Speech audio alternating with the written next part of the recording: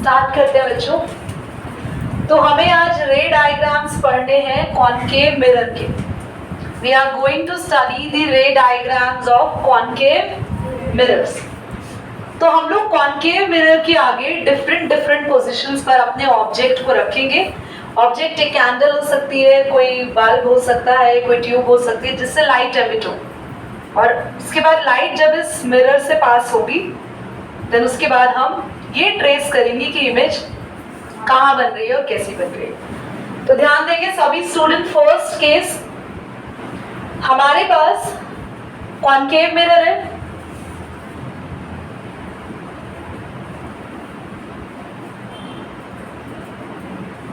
This is your principal axis और हमारा object है, this is class, this is pole और फोकस के बीच में ये हमारा ऑब्जेक्ट है। ये एरो हमारा ऑब्जेक्ट है, ठीक है। देखो दो लाइट रेज आ रही है, एक लाइट रे बिल्कुल सीधी जा रही है। आपको बताया था कि कोई भी लाइट रे अगर पैरेलल होती है तो वो आगे जाके फिर यहाँ रिफ्लेक्ट होने के बाद फोकस से पास हो जाती है। इतना क्लियर हुआ क्लास? ये रे आपकी बिल्कुल सीधी बननी चाहिए। और अगर लाइट रे, ध्यान से देखो, सेंटर ऑफ कर्वेचर, तो वो सेंटर ऑफ कर्वेचर से ही वापस आती है। क्लियर हो गया?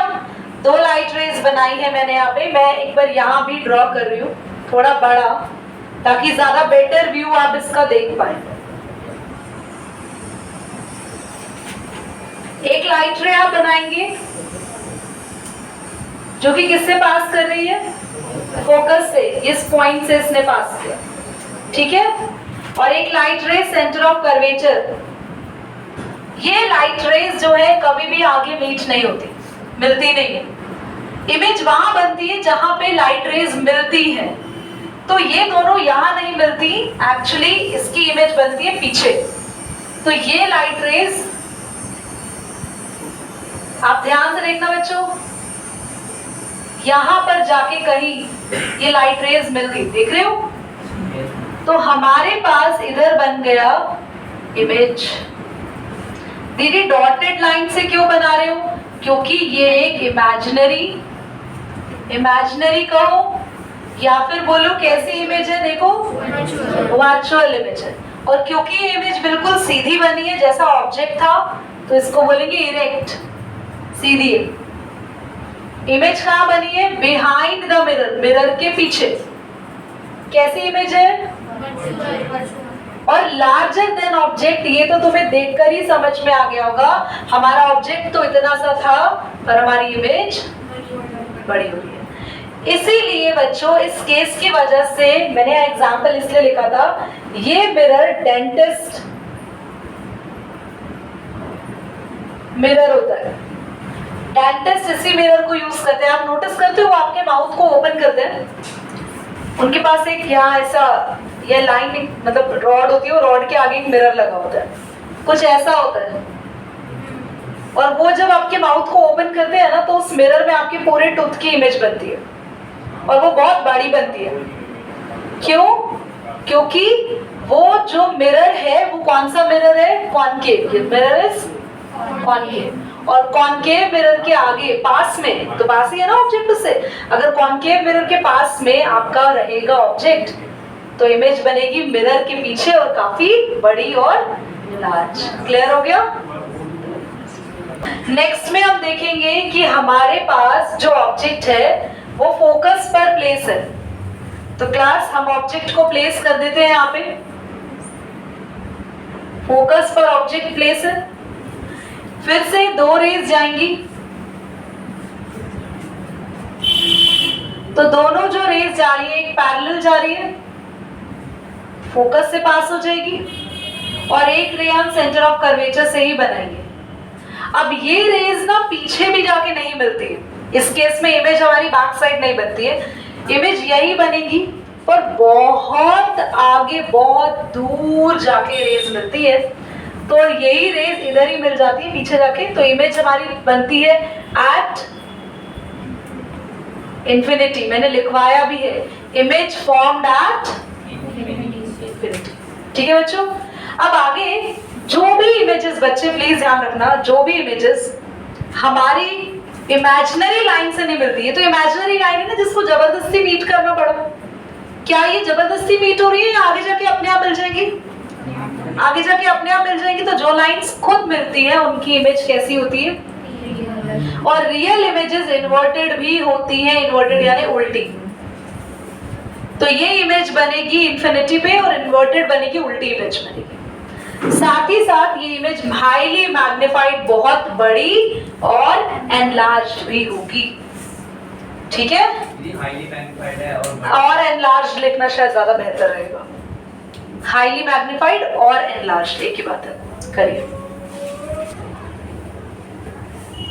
ऑब्जेक्ट एफ एंड सी के बीच में है क्लास। तो आप नोटिस कर रहे हो अभी दो डायग्राम में क्या हुआ, ऑब्जेक्ट धीरे धीरे दूर जा रहा है।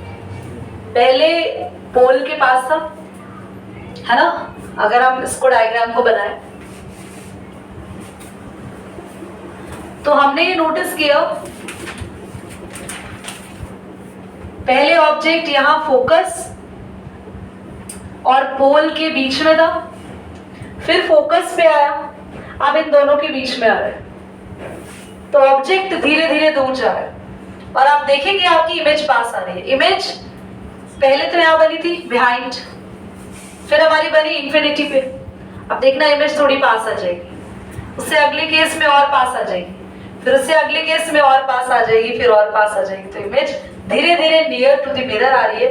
तो इसका मतलब कॉनकेव केस कुछ ऐसा है कि ऑब्जेक्ट को जैसे जैसे दूर लेते जाएंगे और हम नोटिस करेंगे हमारी इमेज उतना ज्यादा पास आती जाएगी। It's all clear. और इमेज के केस भी ऐसा होगा, ऑब्जेक्ट जैसे जैसे दूर जाते जाएंगे इमेज पास तो आती जाएगी और इमेज छोटी भी होती जाएगी। आप नोटिस करना, आपकी इमेज यहाँ पर हाईली एनलार्ज थी ना पिछले वाले केस में, अब आपकी सिर्फ लार्ज होगी, फिर सेम साइज, फिर छोटी, और पास इमेज बनेगी तो और छोटी इमेज बनेगी। तो concave is the case where when the object, हम धीरे धीरे उसको जैसे जैसे दूर लेके जाते जाते इमेज उसके पास आती जाती है और इमेज साइज में छोटी होती जाती है। करेक्ट। चलिए, तो यहाँ से बच्चों दो रेज पैरेलल जाके, और अगर फोकस से गई तो पैरेलल, देख रहे हैं? पैरेलल रे गई किससे पास, और अगर ये रे फोकस से गई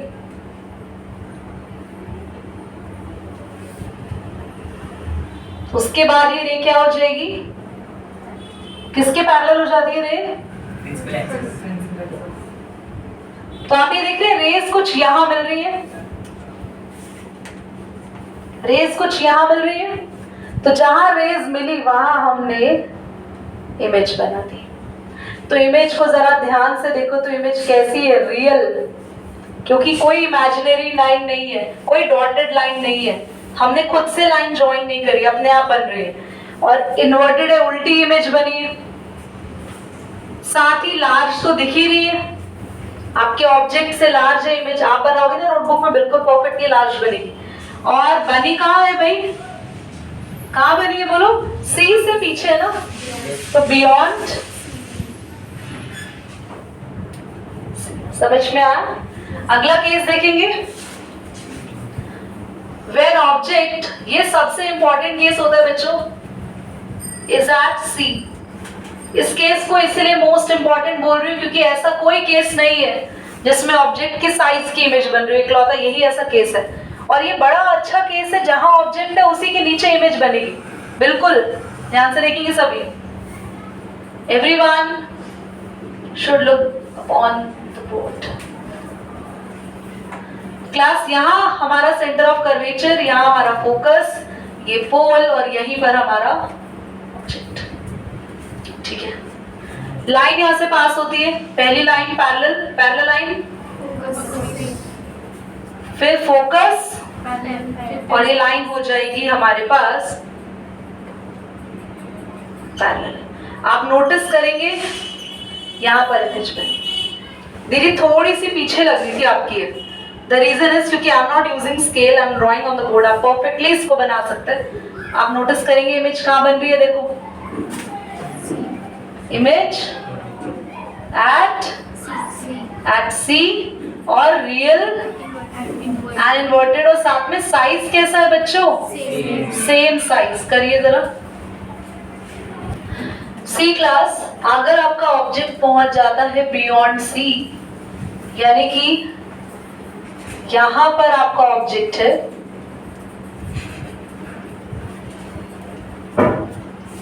सी से पहले, ठीक है, तो हम लोग अपनी इमेज बनाना शुरू करते हैं।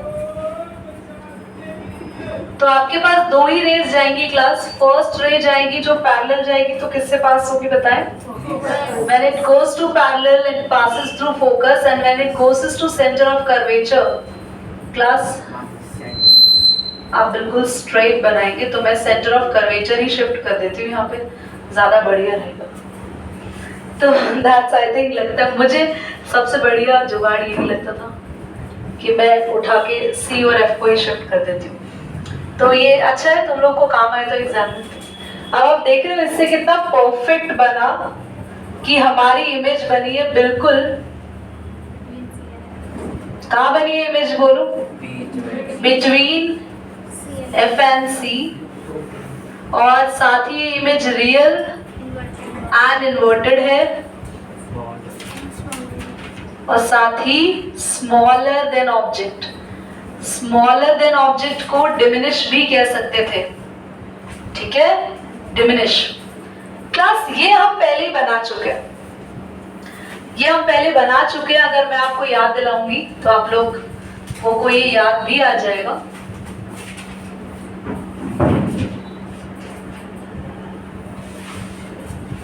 क्लास अगर कोई ऑब्जेक्ट इंफिनिटी पे है तो आपको शायद याद होगा, तो हमने कुछ रेस ऐसे थ्रो की थी, सारी रेज आके फोकस से पास हुई थी, तो यहाँ पर इमेज बनी थी, ठीक है। इसको एनसीईआरटी कैसे ड्रॉ करती है वो भी बताऊं क्या?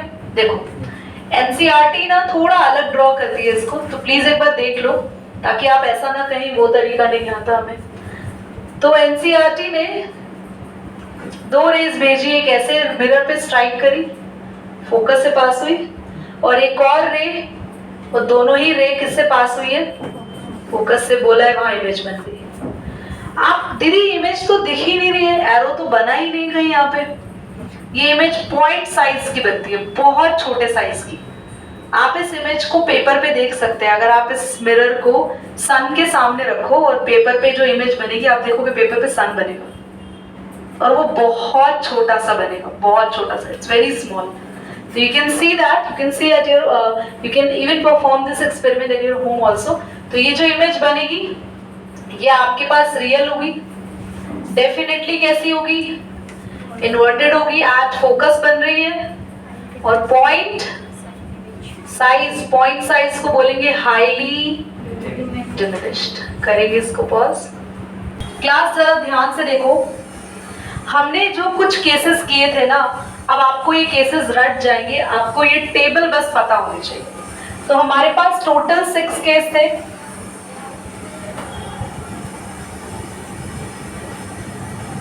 टोटल 6 केस थे। सबसे पहला केस था कि हमारा ऑब्जेक्ट था कहां पे? फोकस एंड पोल के बीच में। फोकस एंड पोल, बिटवीन भी लिख दूं? तो जब हमारा ऑब्जेक्ट था फोकस और पोल के बीच में, तो हमारी इमेज बन रही थी बिहाइंड द मिरर।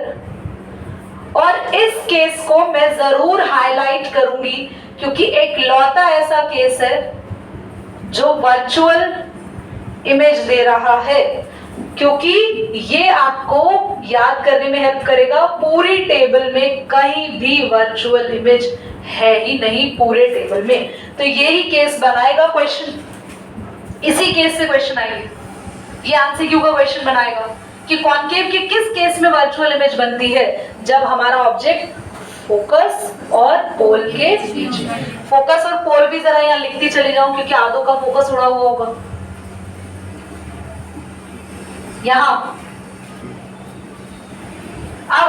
क्या देखा था, इधर देखो ध्यान से जरा, मैं शिफ्ट करती जा रही हूँ।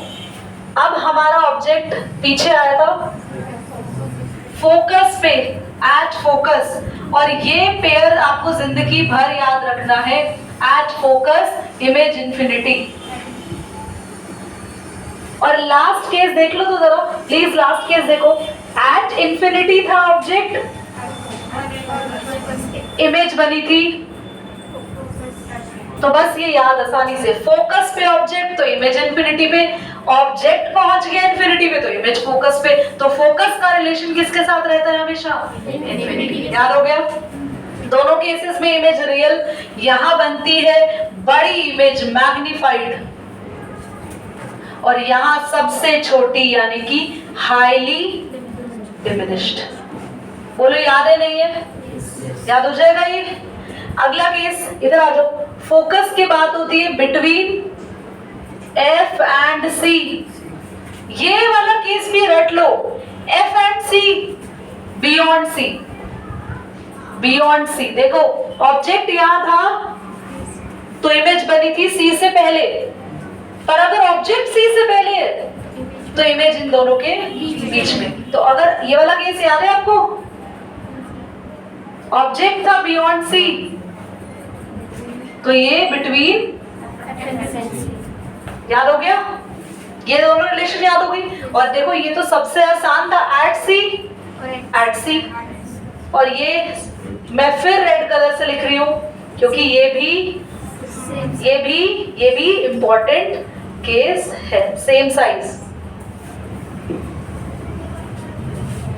बताना जरा मुश्किल है अब रे डायग्राम याद करना, तो बोलो कितने बच्चों को अब रे डायग्राम याद करने में मुश्किल होगी? तुम लोग कह रहे थे हमने पढ़ा, हमें तो बड़ा कंफ्यूजन लग रहा था। याद हो गया ना? अब तुम एक मिनट जल्दी देखो दोबारा से, फोकस पे ऑब्जेक्ट, बोलो इंफिनिटी पे इमेज, इंफिनिटी पे object, beyond C object, between F and C image, और between F and C object, beyond C image, at C object, at C. सबसे ऊपर वाला याद रख लेना, फोकस और पोल। फोकस और पोल को ऐसे याद रखो कि जब बिल्कुल चिपक गया ऑब्जेक्ट मिरर से, मिरर के बिल्कुल पास हो गया, तो हमारी इमेज मिरर के नीचे बनेगी। ये आप याद रख लेंगे, ठीक है? इसको अब हम